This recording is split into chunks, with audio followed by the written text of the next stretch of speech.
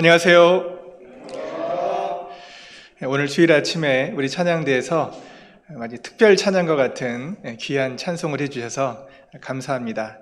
마음을 다하고 성품을 다하고 뜻을 다해서 해주신 찬양이 감동이 됐습니다. 그러면 말씀에 앞서서 같이 하나님께 기도하도록 하겠습니다. 지금도 살아계셔서 역사하시는 하나님 아버지, 이 시간 구원받은 저희들에게 하나님의 말씀 앞에 나올 수 있는 기회를 주심을 감사드립니다. 하나님의 놀라운 은혜 아래서 하루하루의 삶을 살아가고 있습니다. 사랑하는 형제 자매님들, 한 믿음, 한 복음 안에서 천국 소망을 가지고 함께 복음을 전하며 살아가고 있습니다. 주님 오실 때까지 우리가 어떤 삶을 살아야 될지 순간순간 분초마다 저희에게 교훈하여 주시고 곁길로 나아가지 않도록 말씀의 길로만, 의의 길로만 행할 수 있도록 저희들의 신앙을 붙들어 주시기를 간절히 기도드립니다. 주님, 사랑하는 마음을 더욱 주시고 말씀의 뜻에 따라서 순종하는 삶을 살도록 인도해 주시고 복음 전하는 삶 가운데 행복과 참 만족을 얻을 수 있도록 인도해 주시옵소서. 우리 가운데 한 영혼도 주님 앞에 실족지 않도록 저희의 신앙을 붙들어 주시며 교회 안에서 주님의 역사하심을 함께 경험하며 주님이 우리와 함께 하심을 잊지 않고 남은 삶, 참 만족과 기쁨 가운데 더욱 살아갈 수 있도록 도와주시옵소서. 이 시간 여러 곳에서 주의 말씀이 동시에 증거되고 있습니다. 함께 말씀을 배우는 곳곳마다 성령께서 역사하여 주시고 주님의 진리의 말씀이 온전히 증거될 수 있도록 함께하여 주시옵소서. 우리 가운데 아직 구원받지 못하고 진리를 깨닫지 못한 불쌍한 영혼들 있습니다. 그 영혼들에게 주의 복음을 온전히 증거할 수 있도록 주님 기회 주시고 그 영혼들을 불쌍히 여겨주셔서 우리 교회가 이뤄진 영혼들에게 주님의 복음의 말씀을 힘있게 증거하는 교회가 될 수 있도록 인도하여 주시옵소서. 오늘 이 시간 증거되는 말씀 우리 각자의 마음 가운데, 심령 가운데 심겨주시고 간절한 마음으로 말씀을 들을 수 있도록 도와주시고 성령께서 깨닫는 심령을 허락해 주시기를 기도드립니다. 부족한 입술 가운데서도 인간의 생각과 말은 감춰주시고 성령의 뜻만이 온전히 증거될 수 있도록 주님 도와주시옵소서. 말씀의 시종 오직 주께만 의탁드리오며 이 모든 기도를 우리를 죄 가운데서 구원하여 주신 주 예수님 이름으로 기도드립니다. 아멘. 성경 말씀 찾겠습니다. 신약 성경 말씀 사도행전 9장 15절, 16절 말씀입니다. 신약 202페이지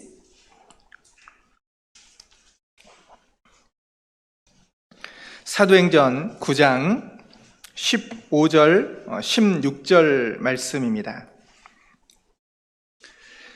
제가 읽겠습니다. 주께서 가라사대 가라, 이 사람은 내 이름을 이방인과 임금들과 이스라엘 자손들 앞에 전하기 위하여 택한 나의 그릇이라. 그가 내 이름을 위하여 해를 얼마나 받아야 할 것을 내가 그에게 보이리라 하시니. 오늘 사도행전 9장 15절, 16절 말씀을 함께 읽었습니다. 이 말씀에 보면 사도 바울을 하나님께서 어떻게 사용하실지를 말씀을 하셨습니다. 이 사람, 바울 사도는 바로 예수 그리스도의 이름을 이방인과 그리고 임금들과 이스라엘 자손들 앞에서 전하기 위해서 택함받은 그릇이라 이렇게 말씀하고 계십니다. 그리고 사도 바울이 내 이름을 위하여 해를 얼마나 받아야 할 것을 내가 그에게 보이리라 하시니, 예수 그리스도의 복음을 증거하기 위해서 바울 사도께서 받아야 될 해가 많다라고 말씀하셨습니다. 그리고 내가 그에게 보이리라 이렇게 말씀하셨습니다. 하나님께서 사도 바울의 삶을 이끌어 가시고 하나님 뜻대로 주장해 가시겠다라는 그런 표현입니다. 사도 바울은 위대한 사도입니다. 그리고 특별하게 주님을 핍박했었던 사람입니다. 그리스도의 복음을 대적했던 그런 경력이 있는 분이었거든요. 그런데 그가 예수님을 만나게 됐고 특별히 주님의 섭리 가운데서 이 사도 바울을 택하셔서 그리스도의 복음을 전하기 위한 정말 큰 그릇으로 주님께서 사용을 하셨습니다. 내가 그에게 보이리라.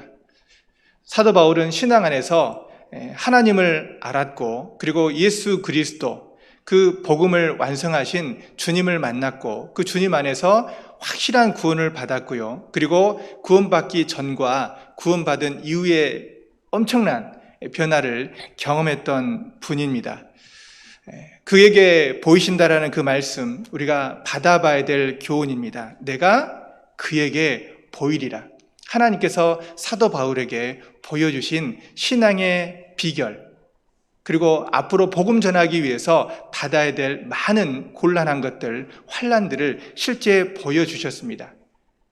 하나님께서 이끄시는 대로 말씀에 그대로 순종하는 삶 가운데 그리스도의 고난이 무엇인지, 복음에 합당한 삶이 무엇인지를 그 삶을 통해서 사도 바울은 보여주신 겁니다. 우리는 그 사도 바울의 삶을 통해서도요, 우리에게도 동일한 삶이 있습니다.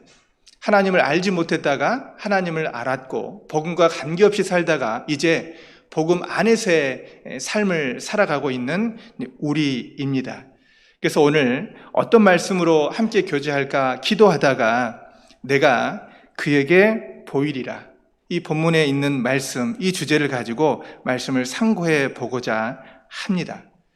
이 사도행전 9장은 기가 막히게 그리스도인을 핍박하던 이 사울이 예수 그리스도를 다메섹 선상에서 만나는 그 장면이 기록이 되어 있습니다. 여기 1절부터 보시면, 사도행전 9장 1절부터 보시면 사울이 주의 제자들을 대하여 여전히 위협과 살기가 등등하여 대제사장에게 가서 다메섹 여러 회당에 갈 공문을 청하니 이는 만일 그 돌을 젓는 사람을 만나면 물론 남녀하고 결박하여 에루살렘으로 잡아오려 함이라. 사울이 행하여 다메섹에 가까이 가더니 호련히 하늘로부터 빛이 저를 둘러 비추는지라. 땅에 엎드러져 들음에 소리 있어 가라사대 사울아 사울아 내가 어찌하여 나를 핍박하느냐 하시거늘 대답하되 주여 뉘시오니까 가라사대 나는 내가 핍박하는 예수라. 우리가 사도 바울이 바로 주님을 만나게 된 그 유명한 장면이 이곳에 기록이 되어 있습니다. 사울이 질문했죠. 주여 뉘시오니까. 주님께서 대답했습니다. 나는 내가 핍박하는 예수다. 사도 바울의 삶을 통해서 하나님께서 많은 역사를 이루셨잖아요. 처음에 사도 바울이 이런 겁니다. 예수가 누군지 몰랐습니다. 그리고 직접적으로 너는 나를 핍박하지 않았느냐, 그 주님의 음성을 들었던 사람입니다. 그리스도를 핍박하던 바울이 그리스도를 믿는 그 순간부터 놀라운 변화를 경험하게 됩니다. 그리고 그 장면이 우리가 함께 읽은 이 본문에 그대로 기록이 되고 있는 겁니다. 주여 뉘시오니까 나는 내가 핍박하는 예수다. 주님을 알지 못했을 때에 사울이 했었던 질문입니다. 나중에 돌이켜 볼 때 이 장면을 결코 바울 사도는 잊지 못했을 겁니다. 나는 네가 핍박했던 바로 예수다. 알지 못하고 행했었던 자기의 삶을 항상 돌아봤을 겁니다. 놀라운 일이 일어났죠. 그런데 그런 바울을 하나님께서 어떻게 쓰셨습니까? 이 사람은 내 이름을 이방인과 임금들과 그리고 이스라엘 자손에게 전하기 위해서 택한 나의 그릇이다, 이렇게 말씀하셨습니다. 놀랍지 않습니까? 정면으로 그리스도를 대적했었던 바울을 하나님께서 쓰셨습니다. 그 이름을 대적하던 그 대적자 사울을 주님의 복음을 증거하는, 그 이름을 증거하기 위해서 세운 사도 바울의 이름으로, 사도 바울로 바뀌게 해 주신 겁니다. 내가 그에게 보이리라 하시니. 사도 바울은 산 가운데 무엇을 보았을까요? 주님은 사도 바울에게 무엇을 보여주셨습니까? 그는 예수님을 그리스도로 믿고 난 후부터요, 정말 그리스도를 증거하는 사람이 되었습니다. 그가 핍박하던 그리스도인들이 가졌던 믿음, 그 믿음을 전하기 위해서 모든 것을 바치고 행하고 희생하고 목숨까지 주님께 드리는 그런 신앙을 가졌습니다. 바울은 순교했죠. 하나님이 사도 바울을 통해서 이루어 가신 그 역사, 우리 그리스도인들에게 큰 위로와 힘을 주고 있습니다.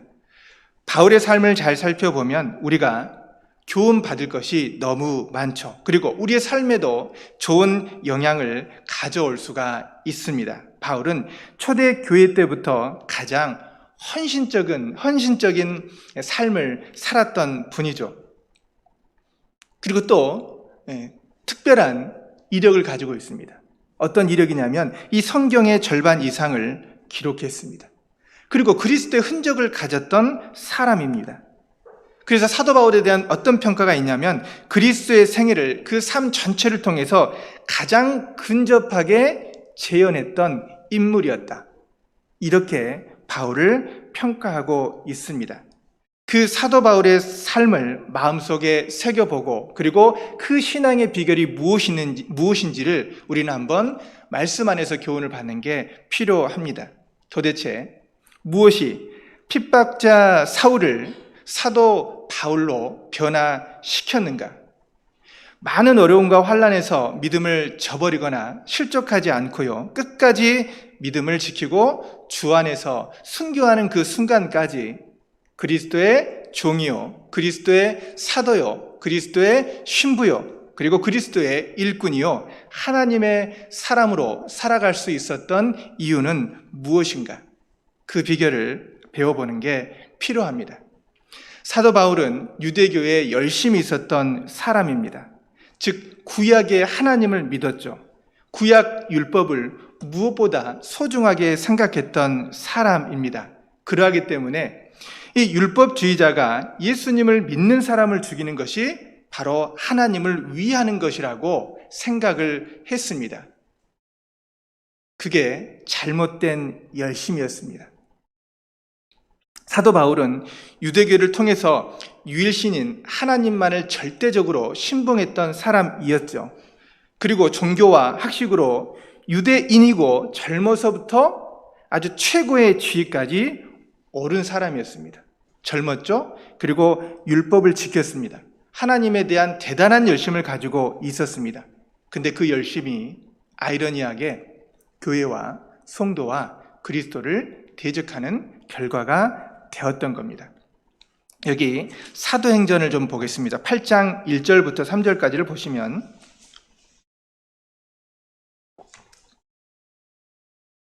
사도행전 8장 1절부터 3절입니다. 사울이 그의 죽임 당함을 마땅히 여기더라. 그 날에 예루살렘에 있는 교회에 큰 핍박이 나서 사도 외에는 유대와 사마리아 모든 땅으로 흩어지니라. 경건한 사람들이 스데반을 장사하고 위하여 크게 울더라. 사울이 교회를 잔멸할새 각 집에 들어가 남녀를 끌어다가 옥에 넘기니라. 사도 바울이 이전에 이런 행동을 했습니다. 스데반이 순교 당했잖아요. 모든 땅으로 흩어지게 됐습니다. 사도 외에는 계속 다 흩어졌잖아요. 그래서 경건한 사람들이 스데반을 장사했습니다. 그리고 크게 울었죠. 그리고 사울이 교회를 잔멸했다. 얼마나 잔인하게 행했는지를 말씀하고 있고, 그리고 각 집에 들어가서 남녀를 끌어다가요 옥에 넘겼습니다. 집집마다 가가지고요, 강제적으로 끌었겠죠. 이런 일들을 주도했던 사람입니다. 여전히 위협과 살기가 등등했다.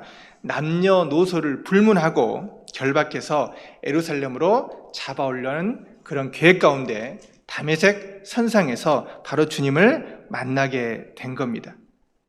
이런 과거의 이력을 갖고 있는 그 사도 바울은요, 사도 바울에서 좀 배경을 알면은 말씀을 이해하기가 조금 더 쉽습니다. 어떤 성장을 가졌느냐, 그 성장 배경, 그리고 종교적인 그런 형성을 알게 되면 사도 바울에 대해서 좀 더 이해 폭이 넓어지게 될 겁니다.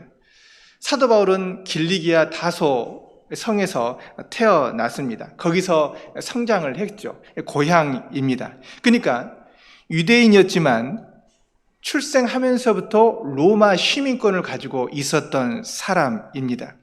자, 로마 시민권을 취득했다라는 것은 부모님이 어느 정도 영향력 있는 사람이었습니다. 돈도 있어야 되고요. 그리고 종교적, 문화적으로 풍성한 배경이 있어야지만이 로마 시민이 될 수 있었습니다. 또 유대인이지만 종교적으로는 바리새파에 속했습니다. 그러니까 얼마나 철저한 율법 교육을 받았겠습니까? 어렸을 때부터요. 율법을 그대로 준수하는 삶을 살았습니다. 아이들이 8일 만에 할례를 받잖아요. 내가 8일 만에 할례를 받았다. 율법대로 그대로 행한 겁니다. 그래서 율법으로는 바리새파라고 이야기를 하고 있습니다. 그리고 베냐민 지파에 속해서 유대 사상에 기초를 두고 성장했던 그런 사람입니다. 아주 사소한 것조차 지키는 그런 훈련을 받았습니다. 거기에다가요, 학문도 많았습니다. 유대 교육을 받았죠. 그다음에 헬라 문화를 경험했습니다. 그리고 로마 시민이었기 때문에 로마의 교육도 받았습니다. 그는 많은 학문과 학식이 있었습니다. 일찍부터 율법 교육을 위해서요, 예루살렘으로 유학 보내져 가지고요, 율법의 엄한 그런 규율들을 지키며 살았습니다. 그러니까 사회적으로나 종교적으로나 그의 성장 배경은 특별한 그런 경험을 가지고 있었던 겁니다. 그리고 또 사도 바울의 스승이 누구였냐면요, 백성에게 존경을 받는 바리새파 교법사인 가말리엘을 스승으로 둔 사람이었습니다. 이 가말리엘이 사도행전 5장에 기록되어 있습니다. 모든 사람에게 존경을 받았다라는 것은 그의 말과 행함, 그리고 랍비, 선생으로서의 역할을 충실히 했던 사람입니다. 근데 이 가말리엘이라는 사람은 어떤 말을 했냐면, 제자들이 복음을 못 전하게 죽이려고 하니까 어떤 표현을 했냐면요, 이 사람들을 상관 말고 버려두라. 이 사상과 이 소행이 사람에게로서 났으면 무너질 것이요, 만일 하나님께로 났으면 너희가 저희를 무너뜨릴 수 없고 도리어 하나님을 대적하는 자가 될까 하노라. 정말 신앙적으로도 합리적인 생각을 했고 종교적으로나 모든 부분에서요, 균형 잡힌 그런 신앙을 가졌던 사람입니다. 이 가말리엘, 그 문화에서 공부를 했던 사람이었거든요. 근데 그가 왜 그리스도를, 복음을 대적하는 사람이 되었을까? 그것이 성경에 대한 잘못된 지식으로 인한 오해를 했던 겁니다. 유대교의 모세율법을 거스리고 또 그리고 그 권위를 실추시켰다라는 생각을 하게 된 겁니다. 그리고 하나님을 모독하는 말을 했잖아요. 왜냐하면 바로 나사렛 예수가 메시아라고 이야기하니까 도저히 받아들일 수가 없는 겁니다. 또 예수님께서 말씀하실 때 예수님이 이곳을 헐고 이 성전을 헐고 우리에게 전해준 그 규례를 고치겠다. 제자들과 예수님이 하신 말씀을 보니까 도저히 유대주의적인 율법 생각으로는, 율법 사상으로는 이해할 수 있는 일들이 너무 많은 겁니다. 성전을 모독했고, 그리고 예수 그리스도가 나사렛에서 났잖아요. 그리고 목수의 아들로. 그거에 대해서 적대감을 가질 수밖에 없었던 겁니다. 그러니까 예수 그리스도 생각하면 자랑의 대상이 아니라 부끄러움의 대상이 됐습니다. 유대인이지만 이방인들의 구원에 대한 그런 시기감도 있었습니다. 율법을 크게 여기는데 행위가 아닌 믿음을 강조하니까 도저히 받아들이기 어려웠던 겁니다. 하나님께 열심은 있었지만 지식을 좇는 모습은 아니었던 거죠. 그래서 사도 바울은 특별히 하나님께서 이 다메섹 선상에서 주님을 만난 이후부터 그 사도 바울의 이동 경로를 보게 되면, 그리고 나서 이제 사도 바울이 그리스도를 본격적으로 전하게 됩니다. 사도 바울을 하나님께서 어떻게 준비시켰습니까? 처음부터요, 사도 바울이 그리스도를 만난 이후에 그 이동 경로를 보게 되면 하나님이 그를 계속해서 인도해 가신 것을 알 수가 있습니다. 처음에요, 그 그리스도를 증거하는 사명을 받았는데 혈육과 의논하지 않고 아라비아로 가게 됩니다. 찾아보겠습니다. 갈라디아서 1장 16절 17절입니다. 갈라디아서 1장 16절입니다. 신약성경 갈라디아서 1장 16절 17절입니다.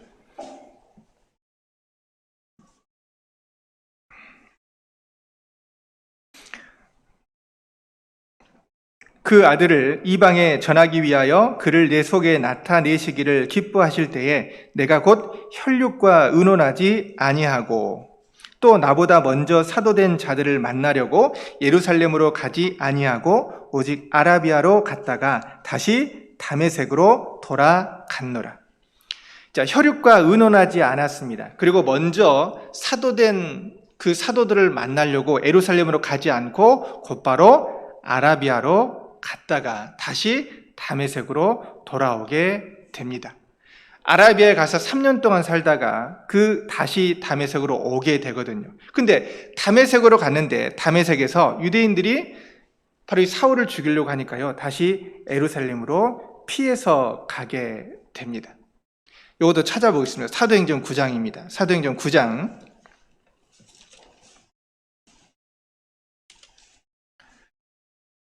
자, 사도행전 9장 다시 가보시면 사도행전 9장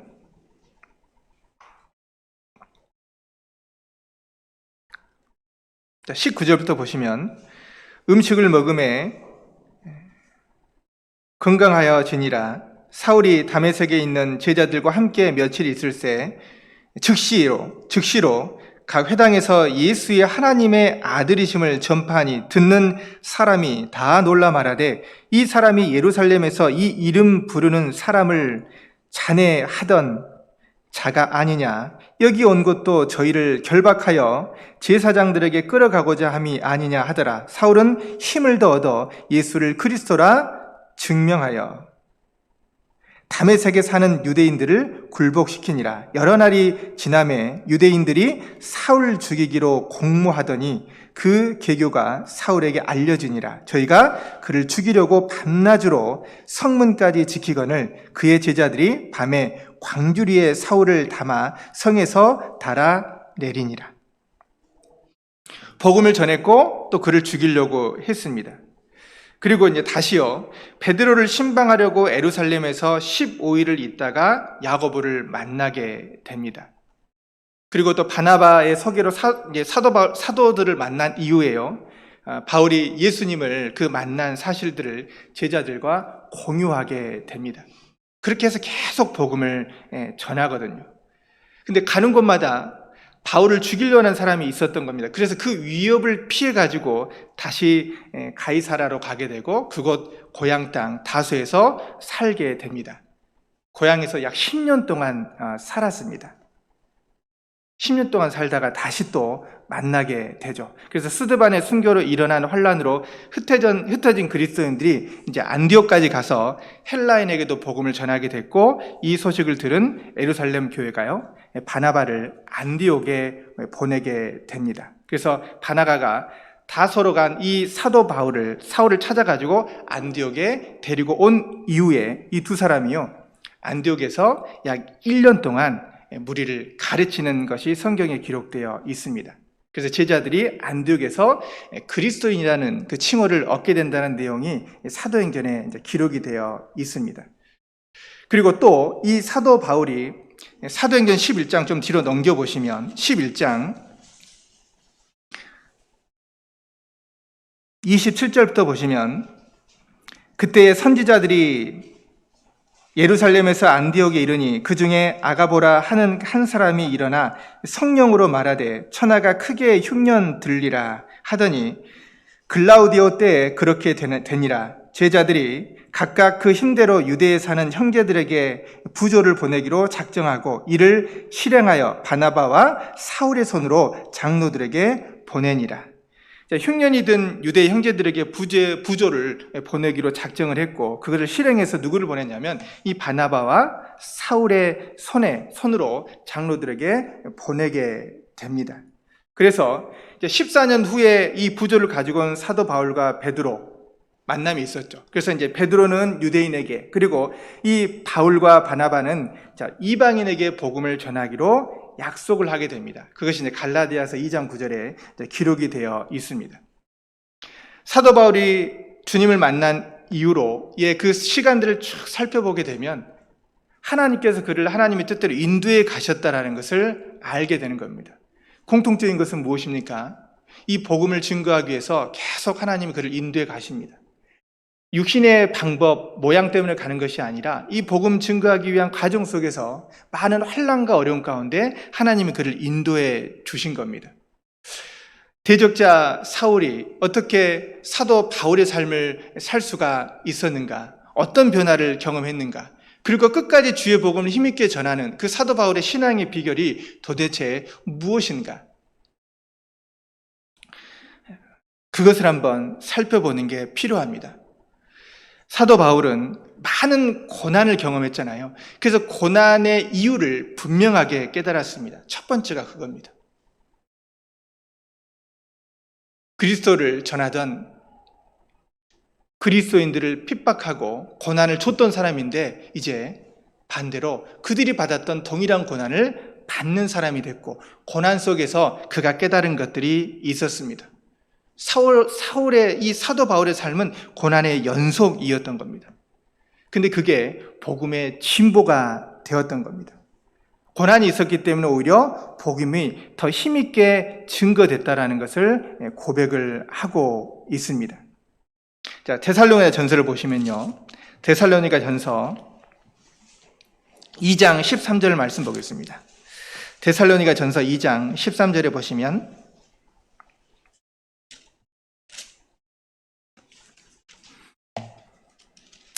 데살로니가 전서 2장 13절과 14절입니다. 제가 읽겠습니다.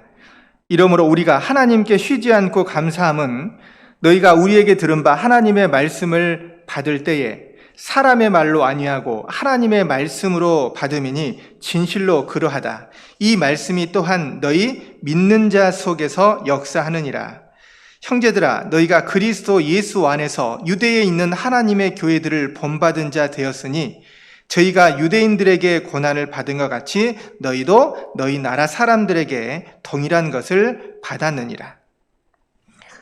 데살로니가 성도들에게도 이 보낸 내용 보면 특별히 데살로니가 성도들이 신앙이 성장할 수 있었던 그 비결 가운데 하나가 바울이 많은 싸움 그리고 많은 환난 중에서 이 데살로니가 성도들에게 복음을 증거하게 됐던 겁니다. 그래서 이 환난을 통해서 전해진 복음이 사람의 말이 아닌 바로 하나님의 말씀으로 듣게 됐던 겁니다. 그냥 알고 있는 사실을 전하는 것이 아니라 이 복음이 죽음을 무릅쓴 상태에서 증거된 복음이라는 것을 데살로니가 성도들이 알았기 때문에 말씀에 확신이 있었고요. 사람의 말이 아닌 하나님의 말씀으로 받을 수가 있었습니다. 그렇기 때문에 그들이 신앙에 큰 진보를 보였고 성장을 할 수가 있었던 겁니다. 그 동일한 고난이 너희에게도 있다라는 것을 말해주고 있는 겁니다. 유대에 있는 하나님의 교회를 본받는 자 되었다라고 말씀하고 있는데 유대에 있는 하나님의 교회를 본받은 자 된 것처럼 너희도 너희 나라 사람들에게 동일한 고난을 받게 될 것이다. 즉 복음은 고난을 통해서 증거된 복음이 진짜 효력 있는 복음이고 능력 있는 복음이라는 것을 이 성도들에게 알려준 것입니다. 사도 바울은 직접 그리스도인을 죽이고 핍박했던 사람입니다. 그런데 그렇기 때문에 그리스도인들이 받게 된 고난을 누구보다 잘 알고 있습니다. 그러는 가운데 변화가 됐고 그 동일한 고난을 속에서 복음을 또 반대로 전하고 있는 겁니다.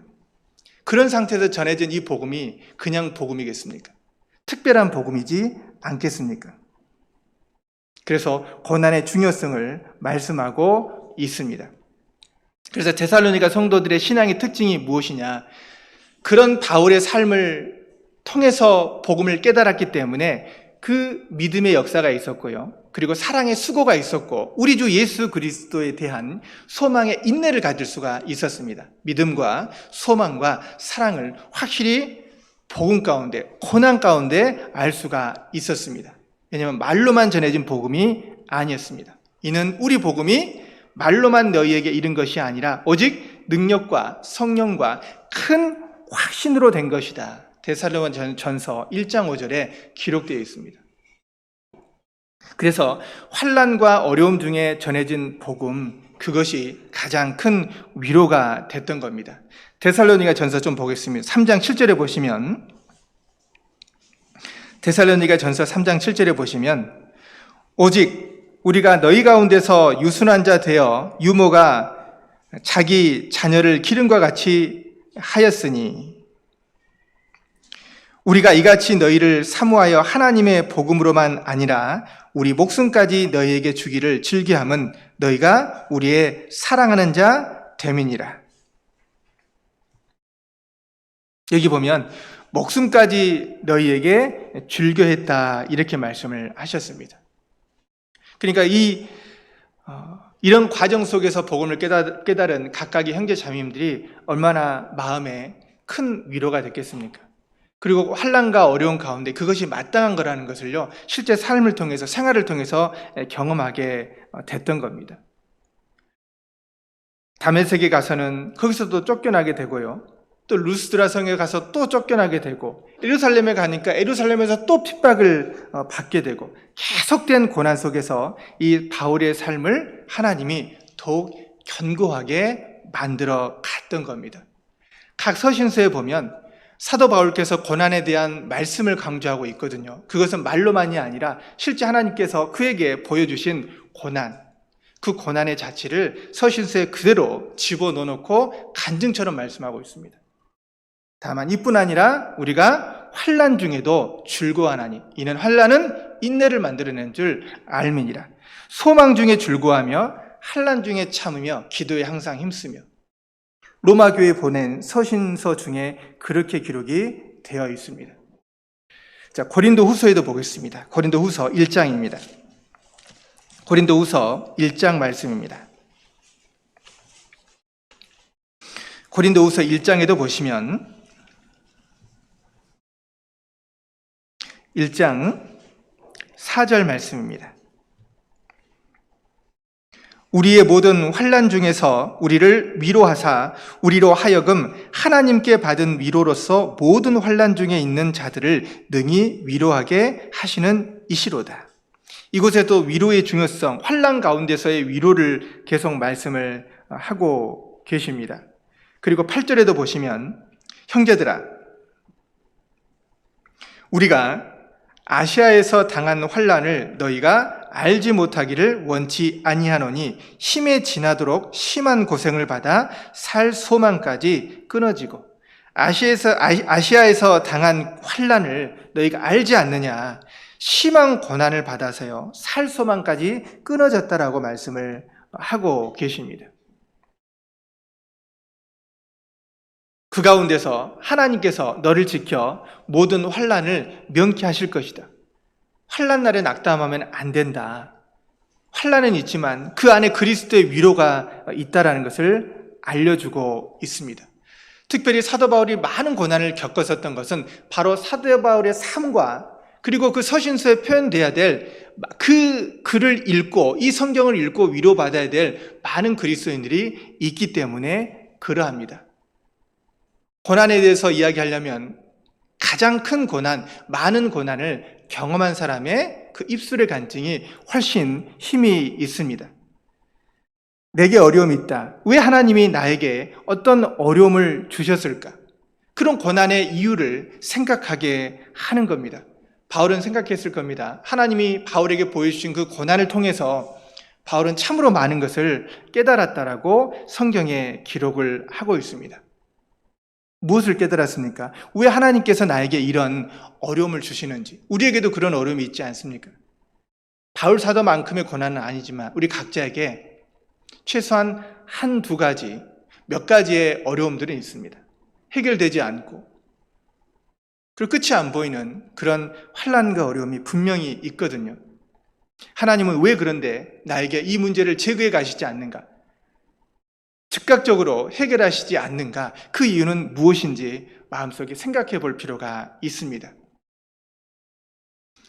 첫 번째, 주님의 바로 고난을 이해하라는 겁니다. 주님께서 고난을 당하셨잖아요. 고난 당한 자가 고난 당한 다른 분의 사정을 이해할 수가 있는 겁니다.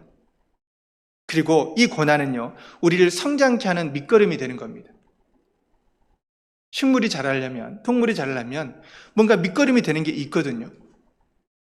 오히려 고난이 우리를 주님 앞에서 성숙하게 만들어주는 그런 밑거름과 같은 겁니다. 힘들고 아프지만 고난을 통해서 성숙한 신앙을 이룰 수가 있는 것입니다.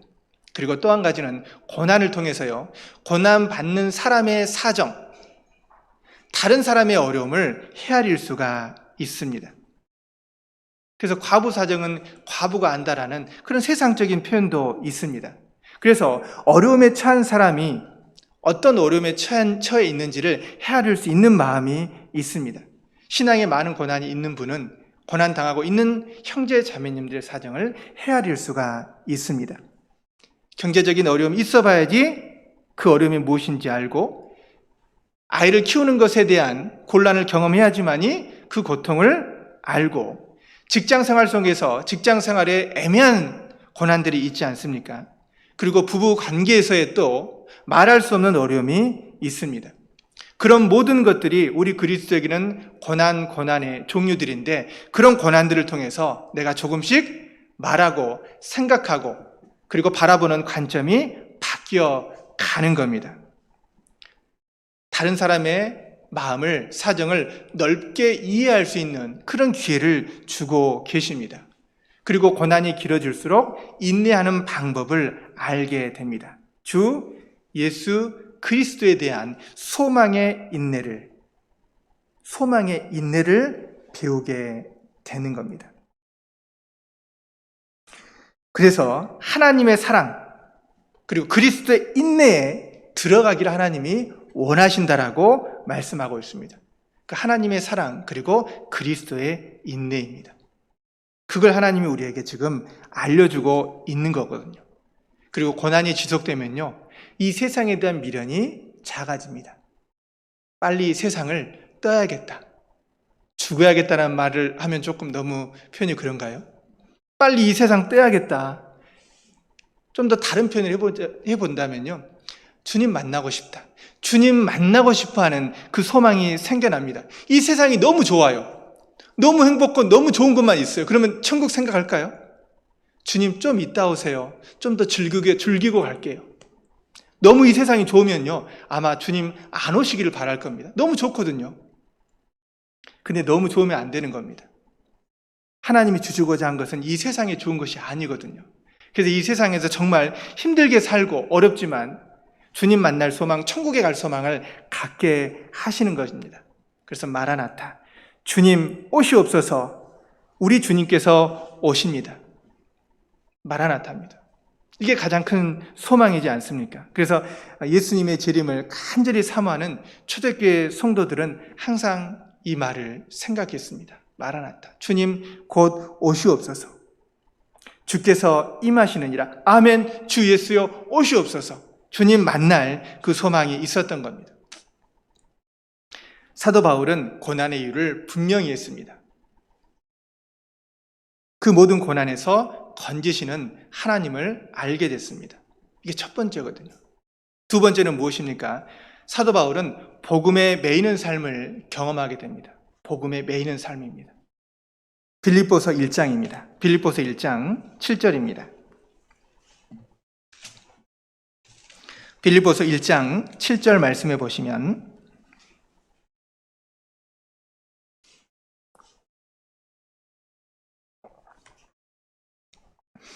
하나님이 빌립보서 1장 7절입니다. 제가 읽겠습니다.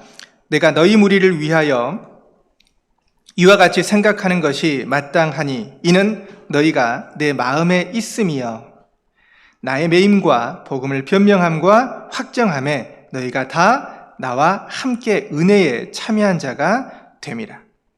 여기 나의 매임이라는 표현이 있죠. 그리고 복음을 변명함과 확정함에 너희가 다 나와 함께 은혜에 참여한 자가 되었다라고 말씀하고 있습니다. 바울은 매인 사람이었습니다. 무엇 때문에 매였습니까? 복음 때문에 매였습니다. 근데 그 매임을 통해서 복음이 더 증거되는 놀라운 변화가 생긴 겁니다. 13절과 14절입니다. 빌립보서 1장 13절 14절 이러므로 나의 매임이 그리스도 안에서 시위대 안과 기타 모든 사람에게 나타났으니 형제 중 다수가 나의 매임을 인하여 주 안에서 확신함으로 겁없이 하나님의 말씀을 더욱 담대히 말하게 되었느니라. 사도 바울이 매여서 복음이 매인 줄 알았는데 반대였습니다. 사도 바울은 매여 있었지만 복음의 진보가 되었습니다. 도리어 복음의 진보가 되었다. 그리고요, 사도 바울의 매임을 통해서 시위대 안과 기타 모든 사람에게 나타났다. 감옥 안에서도 복음이 증거되는 기회가 됐고 감옥 밖에서도 복음이 증거되는 그런 결과를 가지고 오게 된 겁니다. 자, 골로새서도 보겠습니다. 골로새서 4장입니다. 골로새서 4장 3절입니다. 골로새서 4장 3절 말씀 제가 읽겠습니다. 또한 우리를 위하여 기도하되 하나님이 전도할 문을 우리에게 열어주사 그리스도의 비밀을 말하게 하시기를 구하라. 내가 이것을 인하여 매임을 당하였노라. 그리스도의 비밀을 말하게 하시기를 구하라. 기도 부탁하고 있잖아요. 내가 이것을 인해서 매임을 당했다. 바울은 계속 매여 있었습니다. 빌립보 성도들에게도 골로새서 성도들에게도 옥중에서 기록한 서신이거든요. 사도 바울의 매임을 통해서 하나님의 복음이 더 힘있게 증거되는 겁니다. 디모데후서 2장 9절에는 복음을 인하여 내가 죄인과 같이 매이는 데까지 고난을 받았다라고 말씀을 하고 있습니다. 그런데 하나님의 말씀은 매이지 않았다라고 간증하고 있습니다. 군사로 다니는 자는 자기 생활에 얽매이는 자가 없어야 된다라고 말씀을 하셨습니다. 그런 의미에서 바울은 정말 가장 용맹한 군사였습니다. 그리스도 예수의 좋은 군사의 참 표본을 보여주신 겁니다. 예루살렘에 가서 죽임을 당할 수 있고 로마에 가서 죽임을 당할 때까지요, 이 바울은 그때 그곳에 가서 어떤 곤란과 어려움을 당할 것을 이미 알고 갔습니다. 그런데 그 마음 가운데 어떤 마음이 있었냐면 내가 심령의 매임을 받았다, 이렇게 표현을 하고 있는 겁니다. 심령의 매임을 받았다. 심령의 매인 겁니다. 어떤 심령의 매인 겁니까?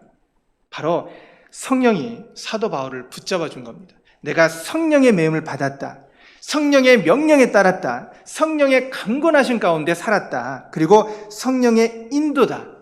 그러니까 거역할 수 없는 그 성령의 강한 힘에 이끌리는 그런 것을 경험한 겁니다. 주님께 사로잡힌 그 모습입니다. 오직 주의 사랑에 매여 내 영 주께 노래합니다.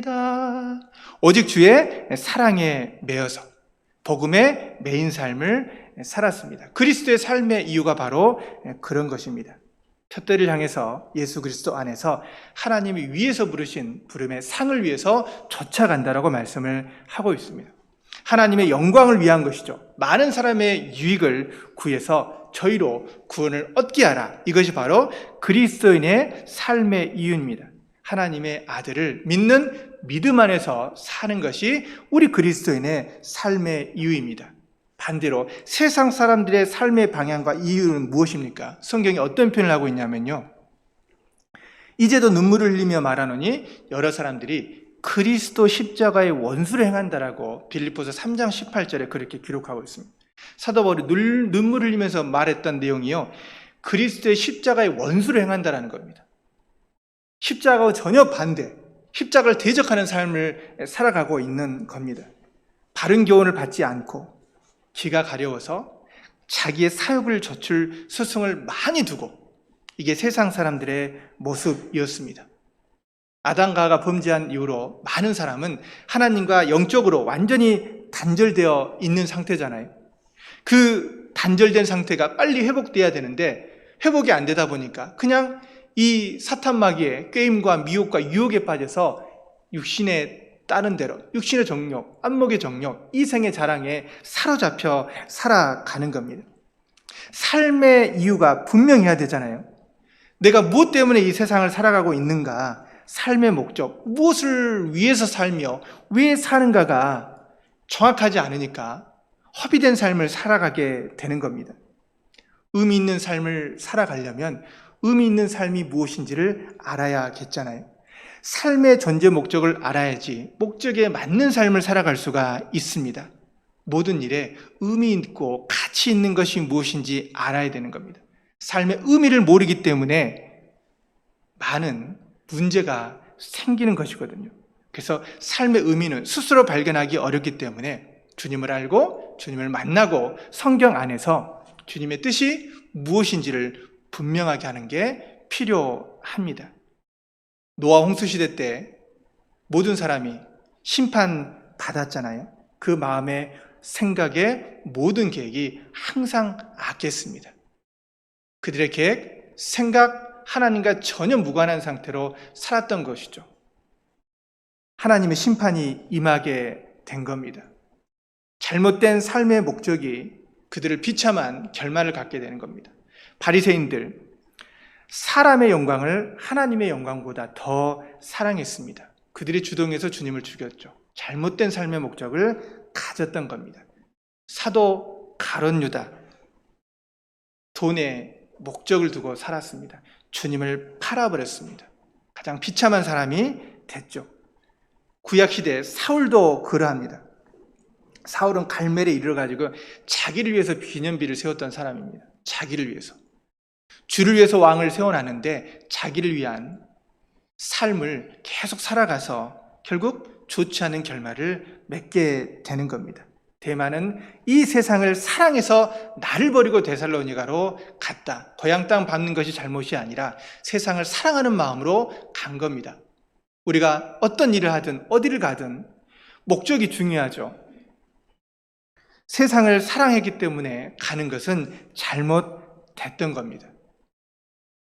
두 번째입니다. 하나님께서 바울에게 보여주신 것은 바울의 메인 그 가운데 바로 복음은 매이지 않도록 살아가게 하신 겁니다. 복음의 메인은 삶을 보여주신 겁니다. 세 번째는 무엇입니까? 사도 바울은요, 참으로 연약함을 깨닫고 주님으로부터 오는 위로를 봤습니다. 그것을 경험한 겁니다. 로마서 5장 6절입니다. 로마서 5장 6절 말씀입니다. 로마서 5장 6절입니다.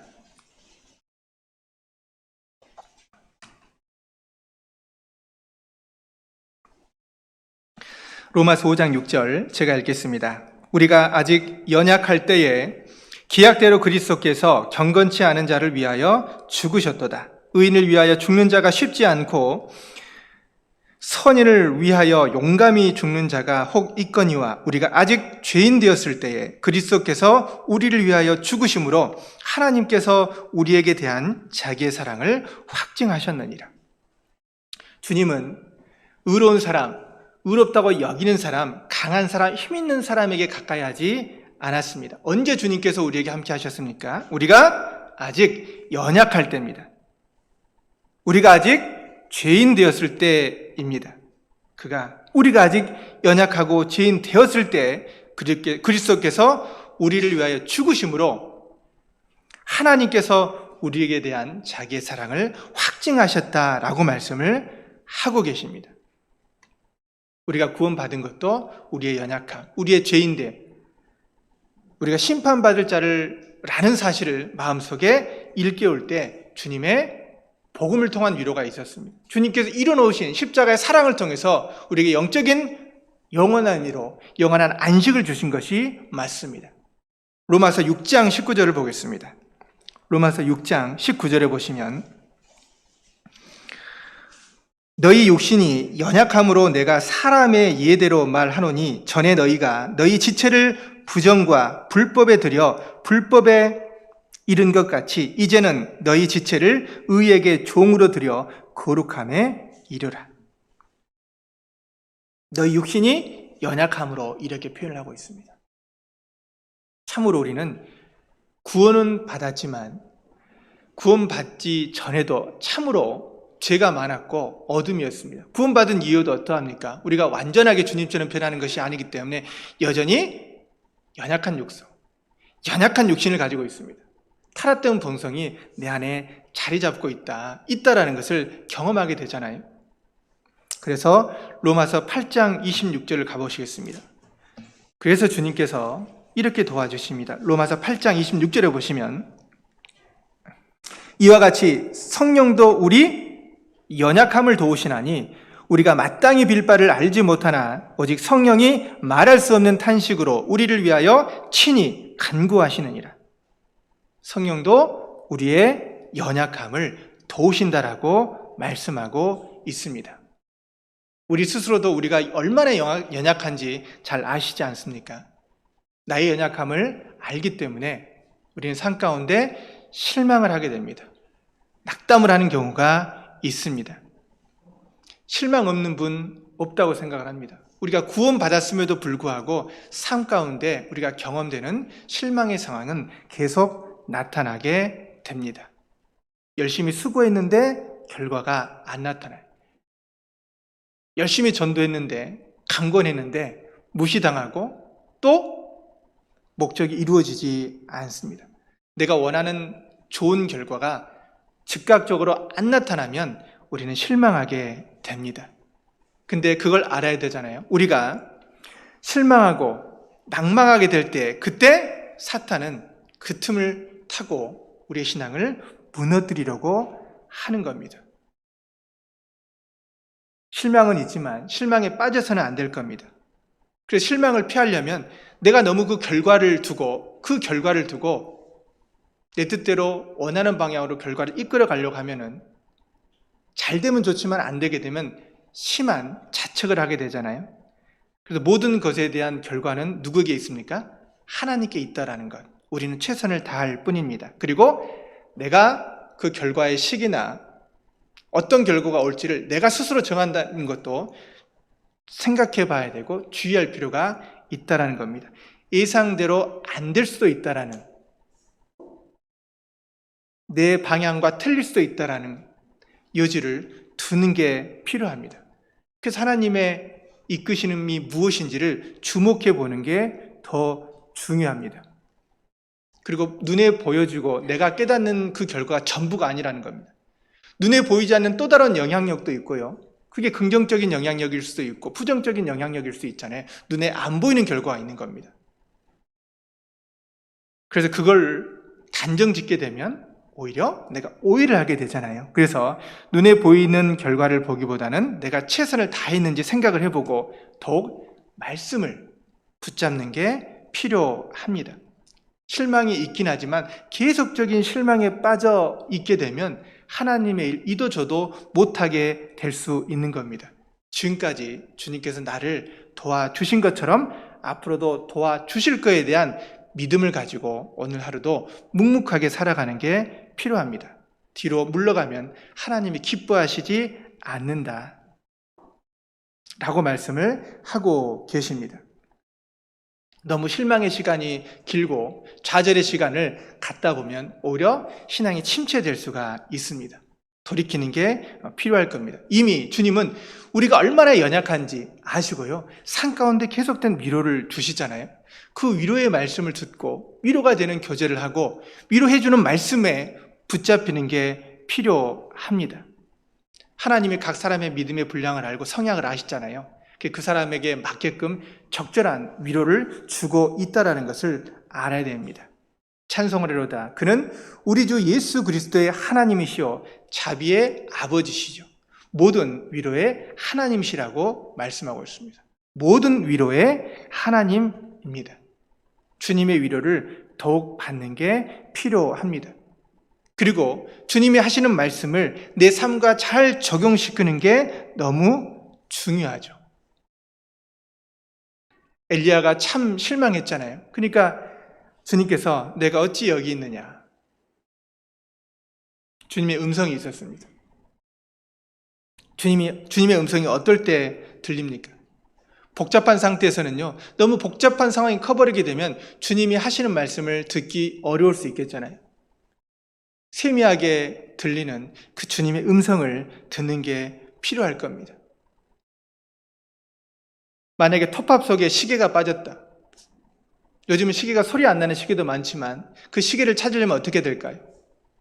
톱밥이 엄청나게 많습니다. 시계가 그 톱밥 속에 빠졌어요. 손으로 이렇게 훑어봐도 안 됩니다. 어떻게 하면 되나요? 조용히 숨을 죽이고 귀를 가까이 대보면 들리는 소리가 있겠잖아요. 째깍, 째깍, 째깍. 주님의 소리를 들을 수 있어야 되는 거죠.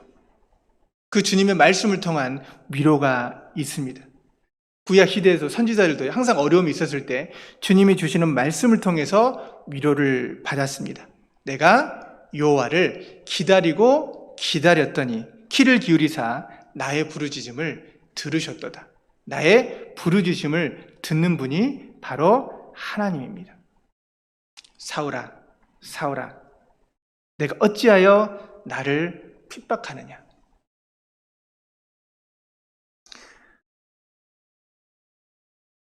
사도행전 18장을 보겠습니다. 사도행전 18장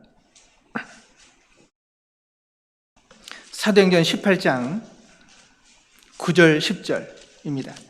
사도 바울도 참으로 어려울 때가 있었죠. 사도행전 18장 9절 10절에 보시면 밤에 주께서 환상 가운데 바울에게 말씀하시되 두려워하지 말며 잠잠하지 말고 말하라. 내가 너와 함께 있음에 아무 사람도 너를 대적하여 해롭게 할 자가 없을 것이니 이는 이 성중에 내 백성이 많음이라 하시더라. 두려워하지 말며 잠잠하지 말고 말하라. 자, 23장입니다. 사도행전 23장 1절입니다. 사도행전 23장 11절 말씀 보겠습니다. 그날 밤에 주께서 바울 곁에 서서 이르시되 담대하라. 내가 예루살렘에서 나의 일을 증거한 것 같이 로마에서도 증거하여야 하리라 하시니라. 그날 밤입니다. 주님께서 바울 곁에 서서요. 뭐라고 말씀하셨습니까? 담대하라. 내가 예루살렘에서 나의 일을 증거한 것 같이 로마에서도 증거해야 된다. 주님의 그 소리를 들을 수 있는 그 귀가 필요하죠. 어려울수록 주님 편에서 주시는 말씀을 듣고자 하는 간절함이 필요합니다. 너무 아파요. 너무 힘들어요. 너무 지쳤어요. 그래도 들어야 됩니다. 간절히 부르짖어야 합니다. 주 여호와 하나님의 말씀을 들으리라. 그분을 두려워하는 자에게, 자, 그분을 두려워하는 모든 자에게 구원이 가까우리니 주 여호와 하나님의 말씀을 들으리라. 그분은 우리들에게 평화의 말씀을 하시리라. 주 여호와 하나님의 말씀을 듣는 게 필요합니다. 여러분, 언제 주님의 말씀을 우리가 더 듣게 되는 겁니까? 우리 구원 받을 때도요. 주님이 그 구원의 소리, 구원의 말씀을 우리에게 주셨잖아요. 너는 내게로 돌아오라. 내가 너를 구속하였음이니라. 너무 평범해 보이는 이 말씀이 나를 살렸던 말씀입니다. 빽빽한 구름에 사라진 같이, 내 죄를 안개에 사라진 같이 도말하였으니 너는 내게로 돌아오라. 회개하는 겁니다. 내가 너를 구속하였음이니라. 구원받은 이후에도 주님이 말씀으로 우리를 교훈해 주시잖아요. 시편 16편 7절에 보면요, 나를 훈계하신 여호와를 송축할지라. 밤마다 내 심장이 나를 교훈하도다. 밤마다 내 심장이 나를 교훈한다라고 말씀을 하셨습니다. 주님은 선한 목자, 우리는 바로 그 선한 목자를 따르는 양입니다. 양은 목자의 음성을 알고 그 뒤를 따릅니다. 그리고 선한 목자는 그 양을 위해서 목숨을 바치잖아요. 푸른 초장으로 뉘어주십니다. 곁길로 갈 때 그 양을 올바른 길로 인도해 주는 겁니다. 지금도 교회 가운데서 성령이 교회들에게 하신 말씀이 있지 않습니까? 오늘도 우리는 성령의 나에게 주시는 말씀을 듣는 게 필요합니다. 아시아 7교회에게 그 하신 주님의 말씀이 이 시간 우리 시대 우리에게도 지금 현재 증거되고 있습니다.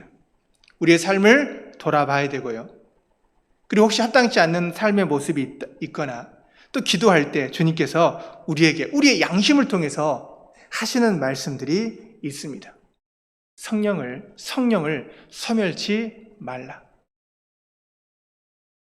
성령은 들어갔다 나왔다 하진 않죠. 그러나 무섭게도요, 우리가 성령을 소멸할 수도 있다는 겁니다. 성령을 죽인다는 게 아닙니다. 성령을 소멸치 말라. 왜 이렇게 말씀하셨을까요? 이 말은 성령께서 하시는 일을 막지 말라, 그 성령을 억누르지 말라, 성령님의 활동을 제한하지 말라는 겁니다. 주님이 나를 통해서 하시는 일이 있고 교회를 통해서 하시는 일이 분명히 있습니다.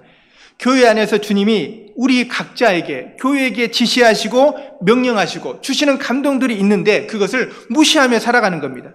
우리 행할 것들, 우리의 잘못을 지적하고 계시는데 듣지 않습니다. 이것이 바로 성령을 소멸하는 일입니다. 장망성을 빠져나온 기독도, 온갖 유혹을 뿌리치고요, 왕의 길을 걸어가게 됩니다. 근데 길이 너무 고달프고 힘들어가지고 쉬워 보이는 길로 가게 됩니다. 그런데 결국은 의심의 성에 살고 있는 절망이라는 거인의 영토로 그를 인도하게 됩니다. 기독도는요, 절망에 사로잡히게 되죠. 그리고 지하 감옥에 갇히게 됩니다. 이 지하 감옥에 가보니까 이 절망이라는 사람이 그에게 자살할 것을요, 이렇게 종용하는 겁니다. 그리고 지금까지 했던 여행은 아무런 의미가 없다, 그렇게 이야기를 합니다. 그런데 얼마 있다 보니까요, 이 기독도 옆에 누가 있었냐면 희망이라는 동료가 있었습니다. 이 희망이가 이 기독도에게요, 그동안 신앙 안에서 했던 승리들이 있잖아요. 이 값진 승리들을 자꾸 생각하게 해줍니다. 계속해서. 그동안 당신은 정말 용감하게 살았습니다. 그리고 그 어마어마한 아폴리온과도 싸워서 이겼지 않습니까? 그리고 죽음의 그늘의 계곡에서도, 그리고 허영의 시장에서도 당신은 정말 용감했습니다. 자, 이 기독도가요, 용기를 얻었습니다. 그리고 그 밤에 기도를 시작하게 됩니다. 아침이 되니까요, 기도를 계속 하니까 이 기독도에게 어떤 생각이 들었냐면요, 난 참으로 바보다. 얼마든지 자유로워질 수도 있었는데 이렇게 무시무시한 감옥에 그대로 누워 있었다니. 여보시오 희망, 내 가슴 속에 약속이라는 열쇠가 있다. 그 열쇠는 어떤 문이라도 열 수 있는 것인데 이 의심에 있는 자물쇠도 열 수 있을 것이요. 그 사실을 알게 된 거예요. 그래서 이 사실을 알게 되고요, 그 활짝 열려진 감옥문을 통해서 세상 밖으로 빠져나올 수가 있었습니다. 우리 가슴 속에 하나님이 넣어주신 그 약속과 같은 열쇠. 그래서 우리의 의심과 절망에 이 자물쇠 통에 꽂아 넣으면 열리는 겁니다. 하나님께서요, 우리에게 주신 약속들이 있잖아요. 우리 그리스도인에게 주신 약속들이 있습니다. 그 약속을 잊어버리게 되고 생각하지 않게 된다면 우리는 쉽게 절망하고 연약에 사로잡힐 수밖에 없습니다. 이제 주님 편에서 말씀으로 주시는 그 약속이 있잖아요. 새 언약이 있습니다. 내 죄가 다 용서됐다라는 것, 이제 그리스도처럼 의로운 사람이 됐다라는 것, 그리고 성령이 내 안에 있다라는 것, 그리고 주님이 나를 사랑으로 붙들고 있다라는 것, 이제 하나님이 나의 아버지가 됐다라는 그런 약속들이 이 성경 안에 너무 많이 기록되어 있습니다. 누가 우리를 그리스도의 사랑에서 끊으리요? 환난과 권고나 핍박이나 기근이나 적신이나 위험이나 칼이라. 기록된 바 우리가 정의를 주를 위하여 죽임을 당케 되며 도사를 양같이 여김을 받았나이다 함과 같으니라. 그러나 이 모든 일에 우리를 사랑하신 이로 말미암아 우리가 넉넉히 이기느니라. 우리에게 세워진 영원한 언약이 있습니다. 그 언약을 붙드는 게 필요합니다. 우리는 교회 안에서 이 주님의 언약의 줄에 매여 있습니다. 그 주님의 사랑의 줄에도 매여 있고요, 교제의 줄에도 매여져 있고, 그리고 말씀의 줄에도 매여 있는 겁니다. 그리고 하나님이 교회 가운데서 우리를 이렇게 다스려 가십니다. 내가 사망의 음침한 골짜기로 다닐지라도 해를 두려워하지 않을 것은 주께서 나와 함께 하심이라. 주의 지팡이와 막대기가 나를 안위하시나이다. 주님께서 우리를 다스리고 있습니다. 그리고 그 다스림 가운데 살아가는 사람은요, 이제 이 굳은 마음들이 재해지게 됩니다. 그리고 마음과 삶이 바뀌게 되고 새로운 가치관과 삶의 목적을 가지게 됩니다. 어떻게 하면 주님의 영광을 드러낼 수 있을지에도 생각을 하게 되잖아요. 이제 바로 왕의 그 병거의 줄에 매여 있었던 그 이스라엘 백성이 주님의 큰 역사로 말미암아 광야를 지나서 가나안 땅에 갔던 것처럼요, 이제 주님의 말씀에 그 언약에 붙들린 우리는 영원한 천성을 향해서 지금도 나아가고 있는 겁니다. 이제 마치 자석이 쇠붙이를 잡아 당기는 것처럼요, 주님의 십자가가 우리를 주님 품으로 더욱 강력하게 잡아 이끌고 있습니다. 그리스도의 사랑이 우리를 강권하시는도다. 우리가 생각한데 한 사람이 모든 사람을 대신하여 죽었은즉 모든 사람이 죽은 것이라. 그 그리스도의 사랑이, 그 십자가의 사랑이 우리를 강하게 끌고 가고 있습니다. 우리를 휘어잡고 있습니다. 우리를 사로잡고 있습니다. 우리를 지배하고 있습니다. 주님의 십자가의 은혜가 바로 그럽니다. 무엇이 중요하냐? 구원이 중요하잖아요. 내 가족의 구원이 중요하고 이웃의 구원이 중요하다. 이제 나는 내게 필요한 모든 것이 이루어졌기 때문에 이 복음을 알지 못하는 사람에게 전하는 것이 가장 큰 소망이 되는 겁니다. 하나님께서 사도 바울에게 보여주셨던 그 한 가지, 그것이 무엇입니까?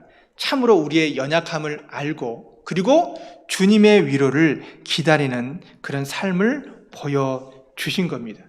그리고 또 한 가지 보여준 게 뭐냐면 바로 주님을 본받는 삶입니다. 주님의 삶이 어땠는지를요, 그대로 본받는 삶을 살게 되는 겁니다. 그래서 사도 바울은 누구보다 예수님의 흔적을 가졌습니다. 갈라디아서 6장입니다. 갈라디아서 6장 7절입니다. 갈라디아서 6장 7절입니다.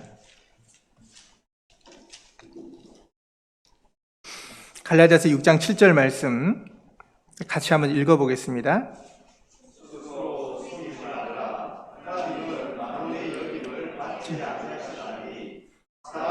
무엇으로 심든지 그대로 거두라.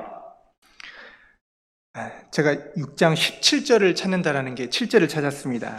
네, 수고스럽지만 한 번 더 찾겠습니다. 네, 17절을 보겠습니다. 17절입니다. 갈라디아 6장 17절을 같이 읽겠습니다. 이후로는 누구든지 나를 괴롭게 말라. 내가 내 몸에 예수의 흔적을 가졌노라. 내가 내 몸에 누구의 흔적을 가졌습니까? 예수의 흔적을 가졌노라. 주님의 흔적을 가졌습니다. 주님이 하나님의 영광을 위한 삶을 살았던 것처럼 바울도 바로 주님과 하나님의 영광을 위한 그런 삶을 살았던 겁니다. 그래서 그 영광을 위해서 그 그리스도의 흔적, 그리스도가 받았던 이 고난의 흔적들을 사도 바울은 삶 가운데 그대로 경험했던 겁니다. 주님을 본받는 삶을 바로 보여주시고 그걸 이루신 겁니다. 그래서 빌립보서 1장 20절의 마지막에 보면요, 내 몸에서 그리스도가 존귀히 되게 하려 하나니. 네 번째가 바로 주님을 본받는 삶을 주님께서 보여주셨습니다. 다섯 번째가 무엇이냐면요, 바로 사랑의 중요성입니다. 사랑의 중요성을 하나님께서 보여주신 겁니다. 그래서 고린도전서 13장이 무슨 장입니까? 사랑입니다. 사랑입니다. 사랑이 가장 중요하다라는 겁니다. 그 그리스도의 사랑이 나를 강하게 끌고 가고 있구나. 한 사람이 모든 사람을 대신해 죽었기 때문에 모든 사람이 죽은 것이구나. 이 복음을 확실하게 안 겁니다. 그래서 더욱 큰 은사를 사모하라 할 때 그 큰 은사가 무엇입니까? 바로 사랑의 은사였다는 겁니다. 우리를 사랑하는 이 모든 일에 풍성한 것 같이 이 은혜에도 풍성하게 할지니라. 사랑의 중요성, 사랑을 우리도 바로 주님의 사랑을 받았기 때문에 하나님의 자녀가 될 수 있었잖아요. 죄인이 의인이 될 수 있었던 그 이유가 무엇입니까? 주님께서 보여주신 그 사랑이었다라는 겁니다. 사랑이 없으면 문제가 되죠. 그런데 그 문제가 해결되는 방법이 무엇입니까? 사랑이 있으면 문제가 해결이 되게 되는 겁니다. 왜 부부관계에서 문제가 되는 겁니까? 사랑이 없기 때문에 그러잖아요. 그래서 많은 아내들이 남편에게 하는 질문, 이건 서로 짠 것인지 서로 입을 맞춘 건지 모르겠는데요, 다 그런 표현을 하거든요. 당신 나 사랑하는 건 맞아? 나 사랑해? 이런 질문을 하거든요. 다 의논을 한 것 같아요. 그렇죠. 사랑한다라고 확인이 되면 문제가 해결되는데 적절한 답이 안 나오면 계속 문제가 지속되잖아요. 사랑이 들어가면 문제가 해결되고 사랑이 빠지게 되면 문제가 아닌 것도 문제가 되어버립니다. 가장 중요한 것이 바로 사랑이라는 것을 하나님께서 보여준 것입니다. 여섯 번째 하나님께서 또 보여준 게 뭐냐면요, 더 큰 어려움을 인식하는 삶입니다. 더 큰 어려움. 아까 본문 다시 사도행전 21장 가보겠습니다. 사도행전 21장입니다. 사도행전 21장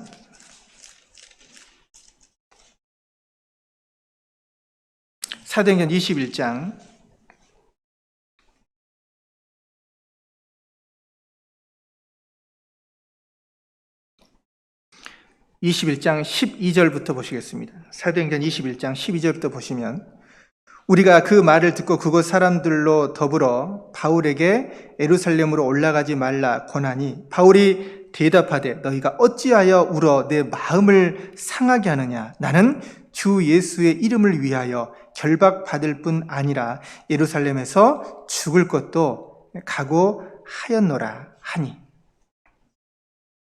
여기 보면 이 바울 마음속에요, 죽을 것도 각오했다라고 말씀을 하셨습니다. 앞으로 내게 더 큰 어려움이 있지만 바로 그것은 주님의 뜻이라는 것을 인정한 겁니다. 그러니까 형제들이요, 가만 안 된다라고 이야기했는데 결국은 그것에 동의할 수밖에 없었습니다. 죽을 것도 우리는 각오하고 간다. 말렸는데 말리는 것을 포기하게 된 겁니다. 혹시 더 큰 어려움이 있지만 그 어려움도 주님이 이미 예정한 것으로 받아들이고요, 그리고 그것을 이길 수 있는 마음을 얻게 된 겁니다. 가장 중요한 것은 무엇이냐? 내가 생각하는 것보다 더 큰 어려움이 있을 수가 있고, 그리고 내가 예상치 못한 어려움이 분명히 다가올 수도 있는데 그것을 알고 가는 겁니다. 미리 예산을 세우지 않으면 그 일이 일어날 때 크게 당황할 수밖에 없고, 그 다음에 하나님께 원망이 돌아갈 수가 있잖아요. 더 안 좋은 상황이 일어날 수 있지만 그것을 이길 수 있도록 해달라는 것, 감당할 수 있는 믿음을 달라는 그것이 더 중요한 하다라는 겁니다. 그가 이같이 큰 사망에서 우리를 건지셨고 또 건지시리라. 또한 이후에라도 건지시기를 그를 의지하여 바라노라. 이게 고린도서 1장 10절의 말씀입니다. 큰 사망에서 우리를 건지셨고 과거입니다. 그리고 또 건지시리라. 확신하고 있거든요. 그리고 이후에라도 건지시기를 그를 의지해서 바란다라고 말씀하고 있습니다. 어떤 상황이 일어날지 우리는 모르지만 그걸 대비하는 마음, 바로 그겁니다. 그래서 소망을 하나님께 두고 그분에 대한 신뢰감을 계속 갖는 거죠. 그분께서 여전히 우리를 구원해 주실 것을, 그 소망을 그분 안에서 갖는 마음을 갖게 된 겁니다. 주님께서 지켜주시겠다는 겁니다. 우리 편에서 하나님을 향한 우리 마음이 흔들리지 않도록, 견고할 수 있도록 믿음을 지키라고 말씀하시잖아요. 그래서 디모데후서 4장 7절에 보면요, 내가 선한 싸움을 싸우고 나의 달려갈 길을 마치고 믿음을 지켰다라고 말씀하고 있습니다. 그 믿음을 지키는 건 주님이 도와주시고 우리의 각오도 필요합니다. 그리고 마음도 지켜야 되잖아요. 우리의 마음이 뒤로 물러가면 안 되기 때문에 그럽니다. 그리고 하나님이 사랑하시는 이 교회도 지키는 게 우리의 모습입니다. 교회의 권위를 세우고 교회의 머리 대신 그리스도를 붙잡는 겁니다. 우리는 지체잖아요. 이 몸된 교회, 그리고 머리 대신 주님을 끝까지 지키고 보호하는 겁니다. 어떻게 하면 지켜집니까? 마음을 같이 해야 되고, 마음을 높은 데 두면 안 되고, 낮은 데 처하라고 말씀하고 있습니다. 모든 사람 앞에서 선한 일을 도모하고요. 그리고 평화하고, 그리고 악에게 지지 말고 선으로 악을 이기라. 그리고 성도들의 쓸 것을 공급하고 핍박하는 자를 축복하고요. 같이 울고 같이 웃고. 신앙의 지침들을 로마서 12장에 아주 자세하게 기록을 하고 있습니다. 지켜야 될 것을 지켜야, 마땅히 행해야 될 것을 행하고, 하지 말아야 될 것을 하지 말 것을요, 로마서 12장에 사도 바울이 자세히 기록을 해놨거든요. 교회가 하나라는 것을 우리는 더욱 알고, 또 교회 속에서 역사하시는 하나님의 능력 안에서 살아가는 게 참으로 중요하다. 그리고 그리스도인에게 그 남은 고난이 있다라는 겁니다. 남은 고난. 그것을 교회를 위해서 우리가 채워간다. 주님께서 당하신 고난을 어떻게 갚아나갈 것이냐? 교회를 위해서 내가 채워나가는 것이 바로 그것이 주님을 위한 것이라는 겁니다. 그래서 우리는 교회 일꾼이다. 주님의 종이고 주님의 일꾼이라는 것을 잊어서는 안 되는 겁니다. 마지막 하나님께서 사도 바울에게 보여주신 것은 무엇입니까? 바로 감당치 못할 은혜를 붙잡고 살아가라고 말씀을 하셨습니다. 고린도전서 15장입니다.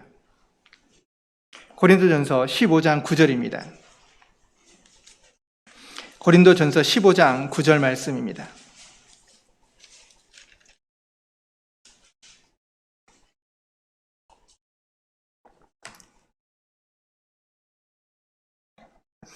고린도전서 15장 9절 말씀 같이 읽겠습니다. 나는 사도 중에 지극히 작은 자라 내가 하나님의 교회를 핍박하였으므로 사도라 칭함을 받기에 감당치 못할 자로라. 사도라 칭함을 받기에 감당치 못할 자로라. 즉 감당치 못할 은혜를 붙잡고 살아가게 하신 겁니다. 사도로 부르심을 받은 것에 대해서 감당치 못할 은혜라고 말씀을 하고 있습니다. 그러니까 나는 죄인인데 그것에 맞지 않는 큰 직분을 받은 것에 대한 그 감당치 못할 만한 직분을 받은 것에 대한 그 놀라운 그 은혜를 고백하고 있습니다. 사도라는 직분은 정말로 감당할 수 없는 것이겠잖아요. 근데 그는 그리스도를 저주하고 그리스도인들을 핍박했었던 그런 상태였기 때문에 더욱 그러했던 겁니다. 해방자, 핍박자, 포행자, 그런 그가 사도가 된 겁니다. 핍박자에서 전도자가 된 겁니다. 핍박자 사울을 다메섹 도상에서 예수님을 만났고 니 오니까 네가 핍박하는 예수다.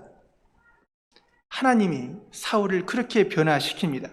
이 아그리빠 왕 앞에서요, 이 바울이 복음을 변명하거든요. 핑계댄다는 것이 아니라 변호하는 겁니다. 그때 아그리빠 왕 앞에서 했었던 말이 바로 아그리빠 왕이여, 유대인이 모든 송사하는 일을 오늘 당신 앞에서 변명하게 된 것을 다행히 여기옵나이다. 그러면서 사도행전 9장에 있는 그 내용을 간증합니다. 내가 주연 이시오니까 네가 핍박하는 예수다. 그걸 간증하게 되는 겁니다. 나의 과거의 삶을 주님의 복음을 변호하는데 또 쓰임 받는 거거든요. 내가 그런 사람인데 주님이 나를 이렇게 변화시켰다라는 겁니다. 교제하고 전도하고 나의 삶을 이끌어 주셨던 그 주님에 대한 내 확실한 간증이 가장 확실한 복음을 전하는 방법이라는 겁니다. 바울은 평생의 삶에서 사도라 칭함을 받기에 감당치 못한다라는 고백을 항상 마음속에 간직하고 있었습니다. 전도의 자리에서도 그랬고, 그리고 환난의 자리에서, 그리고 옥중에서도, 그리고 목숨이 위태로운 상황에서도, 그리고 사도의 권위로 교회를 책망하고, 그리고 성도를 올바르게 지도하는 그 위치에서도 이 생각을 품고 있었던 겁니다. 항상 이 마음속에 품고 있었던 게 뭐냐면 감당치 못할 은혜입니다. 그래서 받은 상처는 모래에 새기고, 자, 받은 은혜는 대리석에 새기라라는 말처럼요, 심령의 은혜 받은 자라는 것을 각인시키고 살아갔던 겁니다. 우리는 언젠가 주님 앞에 서게 될 것입니다. 그 앞에 설 때까지 그리스도인이라는 사실, 그리고 내가 하나님의 일꾼이 된 사실, 그리고 하나님의 자녀가 되었다라는 그 사실을, 그것에 대해서요, 감당치 못할 은혜라는 것을 마음속에 각인시키고 가는 게 필요합니다. 전도실에 있다 보면 들려오는 소리가 있어요. 은혜라는 찬양입니다. 은혜. 내가 누려왔던 모든 것들이, 내가 지나왔던 모든 시간이, 이렇게 가사가 시작돼요. 내가 걸어왔던 모든 순간이 당연한 것 아니라 은혜였소. 아침 해가 뜨고 저녁에 노을, 봄의 꽃향기와 가을의 열매, 변하는 계절의 모든 순간이 당연한 것 아니라 은혜였소. 모든 것이 은혜, 은혜, 은혜, 한없는 은혜. 내 삶에 당연한 건 하나도 없었던 것을 모든 것이 은혜다. 이런 가사가요, 요즘 그 찬송 연습을 많이 하니까 자꾸 이제 들려옵니다. 그래서 모든 것이 은혜, 은혜, 한없는 은혜, 이그런 겁니다. 그래서 우리가 사랑을 받았다는 것을 깨닫기 위해 필요한 게 뭐냐면요, 요즘 은혜라는 이름이 많잖아요. 박은혜, 이은혜, 김은혜. 이름이 좋잖아요. 이름으로 사용된다는 그만큼 단어가 굉장히 깊고 누구에게나 은혜를 주고요, 괜찮은 거거든요. 은혜란 단어가. 누가 그렇게 표현하더라고요. 은혜가 무엇이냐? 은혜를 다른 표현으로 해보면요, 갚을 수 없는 선물이라는 겁니다. 갚을 수 없다, 이게 은혜라고 그렇게 표현을 하더라고요. 그래서 어떤 사람은요, 결혼은 안 해도요, 사랑은 해봤으면 좋겠다. 왜냐하면 내가 누군가를 사랑할 때, 그러니까 찐사랑을 경험하게 될 때 내가 사랑받고 있고 사랑받았다라는 것을 깨달을 수 있다라는 이야기를 하더라고요. 결혼은 안 해도 사랑은 해봤으면 좋겠다. 사랑을 했을 때 내가 정말 귀한 사랑을 받고 그리고 받았다라는 것을 그제서야 알게 되는 거잖아요.